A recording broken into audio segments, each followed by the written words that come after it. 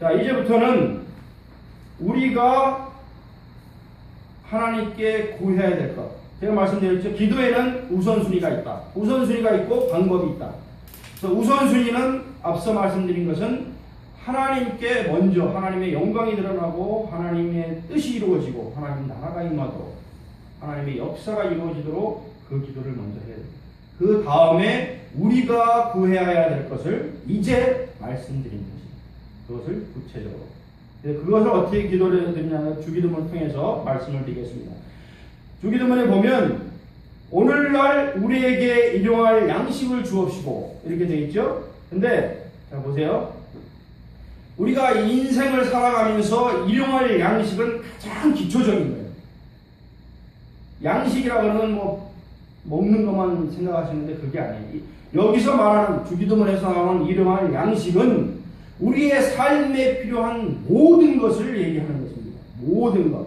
즉 하나님의 은혜, 건강, 교육, 또 취직, 그다음에 주택, 직장, 자녀, 모든 우리의 삶에 필요한 것을 통틀어서 우리에게 일용할 양식을 주옵시고라고 표현을 하는 거예요. 이 모든 것들이 다 우리에게 필요한데 하나님은 이 모든 것을 우리가 필요한지 이미 아시고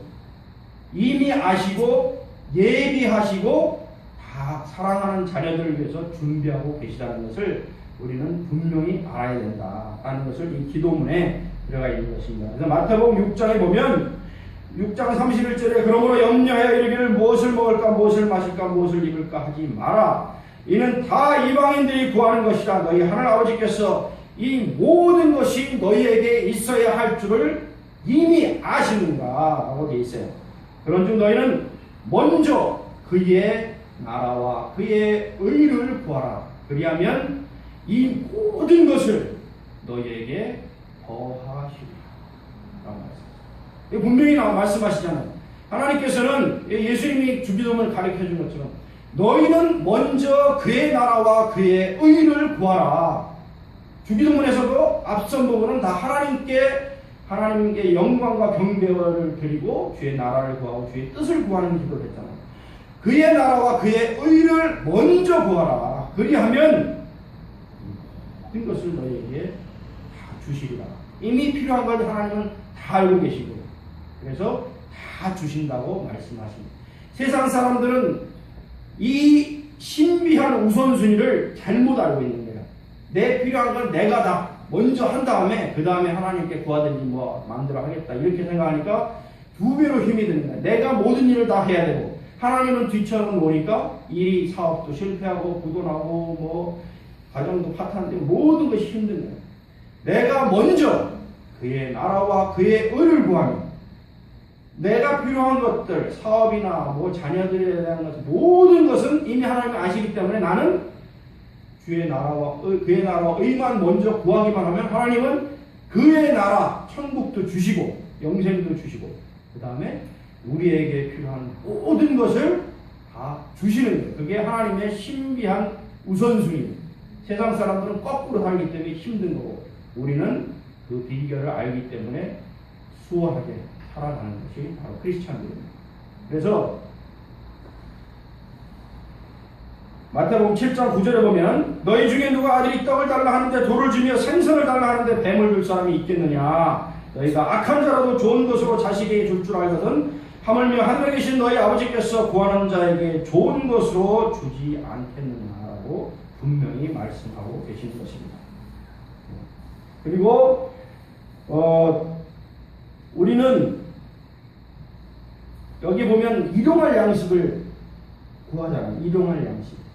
그 뜻을 우리가 심오하게 알아야 돼요. 우리는 너무 욕심을 부려서 1년치 양식, 10년치 양식, 평생의 양식을 구하면 잘못 구하는 것이다. 매일매일 일용할 양식을 구하라. 그 가장 좋은 본보기가 뭐예요? 이스라엘 백성이 애국에서 엑소더스 해가지고 광야를 지나갈 때 밤에는 불기둥, 낮에는 구름기둥으로 매일매일 인도하셨잖아요. 어디로 가는지도 모르고 구름기둥이나 불기둥이 멈추면 거기서 하루가 됐던 일주일 됐던 열일 됐던 멈춰있고 또 가면 가는 대로 따라가고. 그 대신 하나님께서는 뭘 주셨어요? 새벽에는 이슬이 내리고 이슬이 쫙 마르면 하얀 만나를 주셨습니다. 만나를 모아서 먹으면 훌륭한 떡이 됩니다. 그 다음에 밤에는 뭘 주셨어요? 메추라기 떼를 수없이 보내주셔가지고 그야말로 신문이 나도록 고기를 먹게 만드셨다. 근데 그거를 매일매일 주셨어요. 그 사람들에게 모세를 통해서 하는 얘기가 너희는 절대 저축하지 마라. 저장하지 마라. 근데 그 백성들 중에는 그걸 또 꼼쳐가지고 저장해 놓은 사람들은 어떻게 됐어요? 하루만 지나면 다 썩어버려요. 하나님께서는 일용할 양식을, 나는 전지전능한 자라 일용할 양식을 너희에게 매일 부어주겠다. 너희는 절대 욕심 부리지 마라. 네 욕심으로 저축하고 모아둬 봤자 다 썩어버립니다. 전능하신 하나님께서 우리에게 일용할 양식을 주십니다.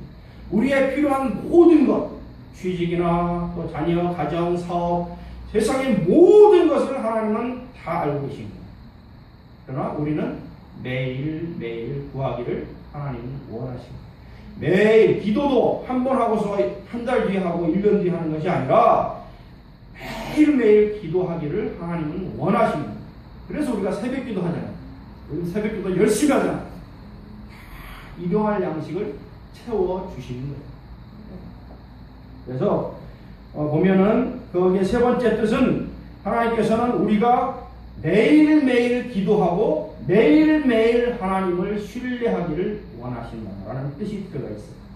그래서 우리가 매일 기도하고 영의 양식인 말씀을 매일 묵상하고 매일 연구하고 배울 때 힘과 용기와 소망과 치료를 주시는 것이다 라는 것이 분명히 나와 있어요. 그래서 보면 시편 68장 19절에 보면 날마다 우리 짐을 지시는 주 곧 우리의 구원이신 하나님을 찬송할지로다. 날마다 우리의 짐을 지시는, 날마다 지시는 하나님을 찬송할지로다 라고 말했습니다. 고린도전서 2장 9절에 보면 기록된 바 하나님이 자기를 사랑하는 자들을 위하여 예비하신 모든 것은 눈으로 보지 못하고 귀로 듣지 못하고 사람의 마음으로 생각하지도 못하였다 함과 같으니, 우리는 보지도 못하고 깨닫지도 못하지만 이미 하나님은 우리가 모르는 것까지도 다 예비해 놓으셨다는 거예요. 우리의 모든 것, 모든 필요를 다 예비해 놓으셨다는 거예요. 우리는 오로지 매일매일 하나님을 신뢰하고 매일매일 기도하고 말씀 읽고 하나님께 구하면 하나님은 매일매일 채워줍니다. 우리 인생이 과거가 있습니까? 미래가 있습니까? 우리 인생은 오로지 현재만 있는 거예요. 왜? 내일은 우리가 내일 일이 어떻게 될지 몰라. 내일 가보면 내일은 현재가 되는 거예요. 그래서 현재에 살아계셔서 우리의 필요를 채우시는 분이 하나님이십니다. 현재를 사는 것입니다. 그 현재는 매일매일 주님과 동행하는 삶인 것입니다. 우리가 그 의미를 야고보서 4장 2절에 보면 너희는 욕심을 내어도 얻지 못하고 살인하며 시기하여도 능히 취하지 못함으로 다투고 싸우는도다. 너희가 얻지 못하면 구하지 아니하기 때문이요 구하여도 받지 못하면 정욕으로 쓰려고 잘못 구하기 때문이다. 분명히 말씀하십니다. 너희가 이렇게 일용할 양식 모든 거 예비하신 하나님께 얻지 못한 것은 첫째로 너희가 구하지 않았기 때문에 얻지 못한다는 거예요. 그러나 구했어도 얻지 못하는 경우도 있는데 그것은 너희가 너희 욕심으로, 정욕으로, 육신의 저격, 안목의 저격, 이생의 자랑으로 잘못 쓰려고 구하였기 때문에 받지 못한 것이다. 너희가 제대로 하나님의 영광을 위해서, 하나님의 나라를 위해서, 그의 뜻을 위해서 쓰겠다고 하기만 하면 모든 것은 하나님께서 주신다. 구하기만 하면 다 주신다. 그 말씀을 신뢰하시기 바랍니다. 자, 다섯 번째로 우리가 우리에게 죄 지은 자를 사하여 준 것 같이 우리 죄를 사하여 주옵시고 이렇게 나와 있어요. 여기에서는 첫 번째로 그 의미는 용서, 십자가의 사랑을 통한 용서를 말씀하고 계시는 겁니다. 그래서 우리는 살면서도 십자가의 용서의 정신을 기본적으로 가지고 있어야 된다. 인간은 용서와 화해와 사랑이 없이는 살 수 없는 존재인데 과거 구약의 율법주의자들에게는 용서가 없었어요. 그들에게는 오직 정죄만 있었어요. 그 율법을 통해서는 우리는 전부 정죄받을 수 없는 존재예요. 정죄받을 수밖에 없는 존재예요. 그러나 예수님께서는 구약은 율법의 시대지만 지금은 은혜의 시대고 사랑의 시대예요. 우리는 죽을 수밖에 없는 죄인이고 율법으로서는 정죄받을 수밖에 없는 죄인이지만 예수님은 십자가의 사랑으로 우리를 뜬 죄를 용서하신 분이에요. 그렇기 때문에 주기도문에서는 너희가 용서받은 것처럼 너희도 용서하라는 거예요. 다른 사람들. 그렇지 않으면 너는 죽을 수밖에 없는 죄인인데 너도 구원받았으니 다른 사람도 아무리 큰 죄인이라도 너는 용서해야 된다. 무엇으로? 십자가의 사랑, 용서하라는 그 말씀을 주시는 것입니다. 그래서 예수님은 십자가의 걸로 우리의 모든 죄를 용서하시고 또 우리를 하나님과 화목케 하잖아요. 십자가라는 게 뭐예요?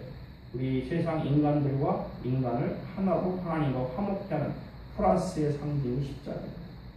가장 큰 역할이 우리 죽을 수밖에 없는 인간을 하나님과 화목케 하는, 용서를 통해서 화목케 하셨다는 것을 이해하시고 사랑받는 존재가 되게 하셨다. 그래서 마태복음 5장 43절에 보면 또 내 이웃을 사랑하고 내 원수를 미워하였다는 것을 너희가 들었으나 나는 너희에게 이르노니 너희의 원수를 사랑하며 너희 원수까지 사랑하며 너희를 박해하는 자를 위하여 기도하라.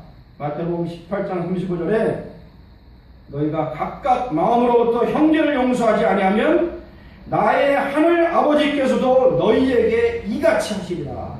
분명히 말씀.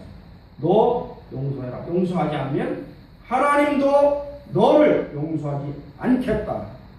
분명한 징벌과 정죄의 메시지를 주시는 것입니다. 우리는 무조건 용서해야 돼요. 골로새서 3장 12절에 보면 그러므로 너희는 하나님이 택하사 거룩하고 사랑받는 자처럼 긍휼과 자비와 겸손과 온유와 오래 참음을 옷 입고 누가 누구에게 불만이 있거든 서로 용납하여 피차 용서하되 주께서 너희를 용서하신 것 같이 너희도 그리하고 이 모든 것 위에 사랑을 더하라. 이는 온전하게 매는 띠니라. 용서할 뿐 아니라 사랑을 더하라. 그러니까 예수 그리스도의 최대의 메시지는 원수를 사랑하라. 용서하고 사랑의 띠를 띠라. 용서뿐만 아니라 사랑까지도 하라는 그 말씀이 이 말씀에 들어가 있는 것입니다. 그래서 인간들은 항상 혼자 살 수 없는 존재, 이웃과 공존해야 되고 부부가 살아야 되고 남녀가 같이 살아야 되고 자녀와 같이 살아야 되고 또 스승과 제자 사이에 살아야 되고 인간은 사회적 동물이라 누구든지 같이 살아야 되고 혼자 사는 무인도에서 혼자 사는 수밖에 없는 그런 인간이 아닙니다. 누구나 같이 살아야 되는데 이러한 공존관계 속에서 이웃과의 화해가 하나님께 용서받고 화해하는 기본적인 요건이 된다는 거예요. 그래서 죄와 허물로 죽었던 우리가 예수님의 보혈로 용서받았으니 우리도 이웃을 매일매일 용서하고 이웃과 화해하고 기도해야 주님 안에서 응답받고 용서받고 승리할 수 있다는 것을 말씀하고 있습니다. 자, 마지막으로 우리를 시험에 들게 하지 마옵시고 다만 악에서 구하옵소서. 이 말씀에는 첫 번째로 시험이라는 단어가 딱 나옵니다. 시험은 곧 유혹을 얘기하고 유혹은 마귀의 미끼를 얘기해요. 이 마귀의 미끼에 물리지 않게 해달라는 기도입니다. 그래서 우리가 낚시 좋아하는 분이 있나 모르겠는데 저는 낚시를 좋아합니다. 낚시를 딱 던지면 낚시 밥을 끼잖아요. 물고기는 그 조그만 밥을 삼키기 위해서 딱 물지만 그 사탄 마귀는 그것을 통해서 그 생명 전체를 낚아버립니다. 그 물고기는 조그만 유혹 때문에 자기의 인생을 다 죽음으로 몰아버립니다. 그게 바로 마귀의 유혹하고 똑같은 거예요. 그래서 이 마귀의 유혹에 빠지지 말게 해달라는 기도를 반드시 넣는 거예요.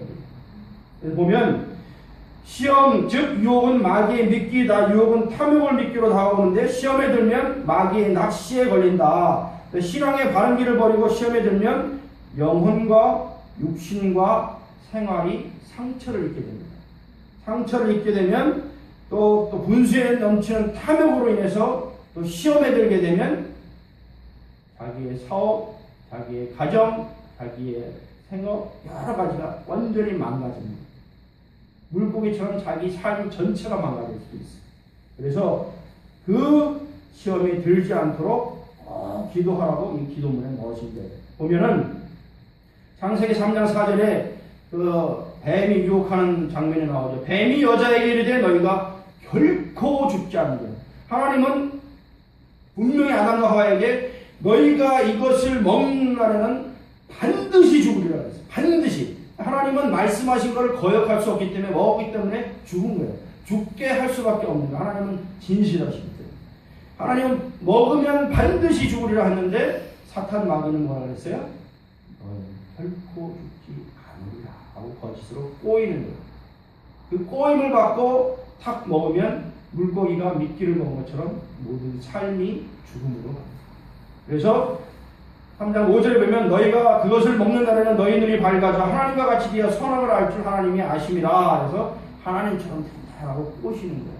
그러나 그렇게 했을 때는 하나님처럼 되는 것이 아니라 완전히 동물처럼 죽음에 이르는 병에 걸립니다.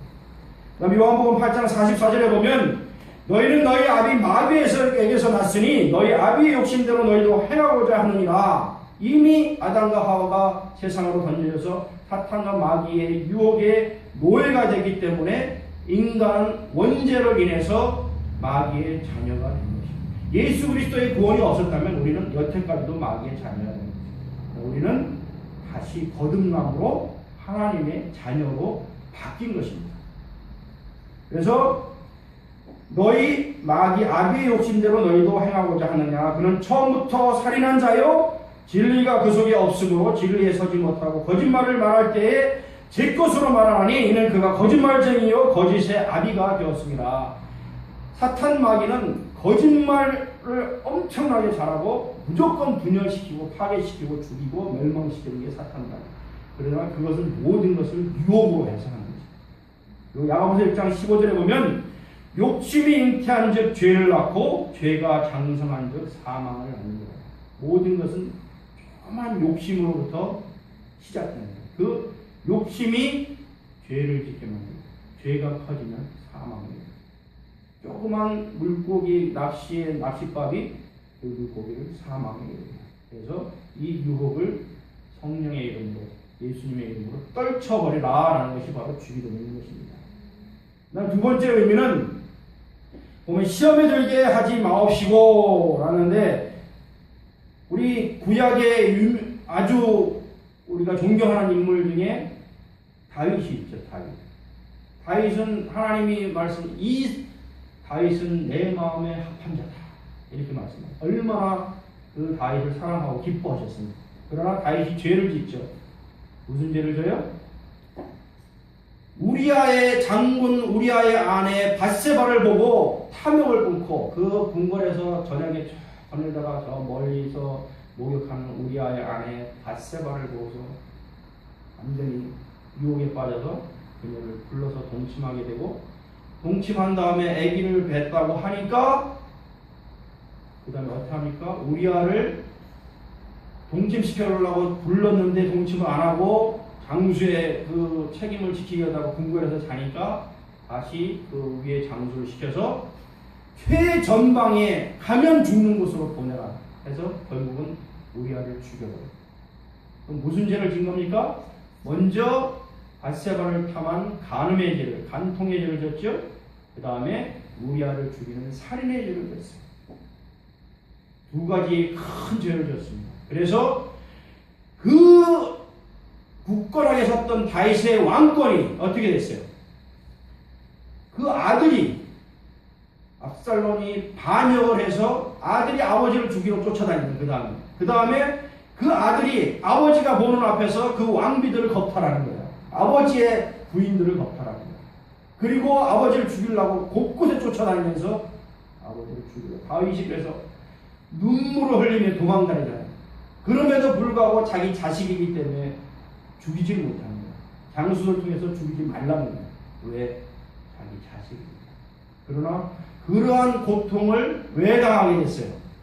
왕궁에서 쫓겨나고 도망다니고 죽음의 위기에 처하고, 그것이 바로 죄로 인한 그 우리아의 아내 밧세바를 통해서 간통하고 우리아를 죽인 살인을 정했기 때문에 그러한 고통을 받게 됩니다. 왕권이 흔들려요. 그 다음에 어떻게 됐어요? 밧세바가 아기를 낳잖아. 근데 아기가 죽게 됐어요. 다윗이 너무나 고통스러워서 그 아이를 살려달라고 간절히 하나님, 너 이 아이는 죽는다. 너의 죄 때문에. 그대로 죽여버린다. 그 다음에 다윗이 회개하고, 다윗이 회개하는 말이 뭔지 알아요? 시편 51편에 보면 51편 10절에 하나님이여 내 속에 정한 마음을 창조하시고 내 안에 정직한 영을 새롭게 하소서. 나를 주 앞에서 쫓아내지 마시며 주의 성령이 내게서 거두지 마옵소서. 주의 구원의 즐거움을 내게 회복시켜 주시고 자원하는 심령을 주사 나를 붙들어 주소서. 간곡하게 회개하면서 하나님 살려주세요. 성령이 떠나지 않게 해주세요. 저를 다시 세워주세요. 간절하게 구하니까 하나님께서 너의 기도를 들었다 해서 그 다음에 밧세바를 통해서 솔로몬을 주셨다. 솔로몬이 온 천하 왕국에서 가장 지혜로운 왕이 되고 가장 강건한 왕국을 세웁니다. 그러나 그럼에도 불구하고 하나님의 기록에는 남아있는 다윗의 죄악이, 마태복음 1장 1절에 보면 다윗의 계보 쭉 나오는데, 그 예수님의 계보가 나오는데 거기 뭐라고 하냐면 다윗은 우리아의 아내에게로부터 솔로몬을 낳고, 명확히 기록되어 있습니다. 마태복음 1장 1절 찾아보세요. 하나님은 반드시 역사에서 기억하시, 너의 죄악을 기억하고 있다. 그러나 용서한다. 계보에 분명하게 우리아의 아내에게서 나와 있습니다. 무서운 하나님의 심판이 있습니다. 자, 그 다음에 세 번째로 말씀하신 것은 너희는 유혹의 탐심을 거부하고 악한 자 마귀를 대적해서 싸워 이기라는 거예요. 그래서 우리는 성경에 보잖아요. 이건 우리는 삶 자체가 영적인 싸움이다. 그래서 너희는 이 세상 권세자들과 이 공중 권세자분들하고 싸워 이겨라. 구원의 투구와 믿음의 방패와 성령의 검을 가지고 의의 흉배를 두르고 진리의 허리띠를 띠고 복음의 신발을 신고 이 악한 자들과 싸워 이겨라. 유일한 무기는 성령의 검입니다. 이 검으로 싸워 이기라는 거예요. 이 말씀도 반드시 유혹의 탐심을 거부하고 악한 자들 마귀를 대적해서 싸워 이겨라. 악한 마귀에게 지면 신앙을 저버리게 되고 패배하는 거예요. 신앙이 없어집니다. 그 다음에 기도로 마귀를 대적하고 물리칠 때는 하나님 반드시 지켜주시고 은총으로 너희를 기쁘게 아름다운 삶으로 행복한 삶으로 인도해 주신다는 것을 말씀하고 계십니다. 그래서 베드로전서 5장 8절에 보면 근신하라 깨어라 너희 대적 마귀가 우는 사자같이 두루다니며 삼킬 자를 찾나니 너희는 믿음을 굳건하게 하여 그를 대적하라. 이는 세상에 있는 너희 형제들도 동일한 고난을 당하는 줄 압니다. 해서 마귀를 대적하라고 분명하게 말씀하십니다. 그래서 이 주기도문의 마지막에는 나라와 권세와 영광이 아버지께 영원히 있나이다 이렇게 있잖아요. 그것은 뭐냐면 우리의 삶 전체가, 우리의 모든 남은 삶이 뭘 위해서? 하나님의 나라와 권세와 영광을 위해서 우리는 살게 됩니다. 하나님께 올려드립니다라고 마지막 마무리하는 것이 바로 주기도문입니다. 이게 짧은 주기도문이지만 모든 의미가 포함되어 있기 때문에 우리는 이 주기도문을 그냥 말로 암기만 할 것이 아니라 가슴 깊이 새기면서 하나님께 올려드리는 기도, 구하는 기도, 기뻐서 구하는 기도가 되어야 할 줄로 믿습니다. 그래서 이 모든 것이, 이 은혜와 축복이 여러분의 모든 삶 속에 임하시기를 주의 이름으로 축원합니다. 기도드리겠습니다. 사랑하는 풍성하신 아버지 하나님, 감사와 찬양과 영광과 경배를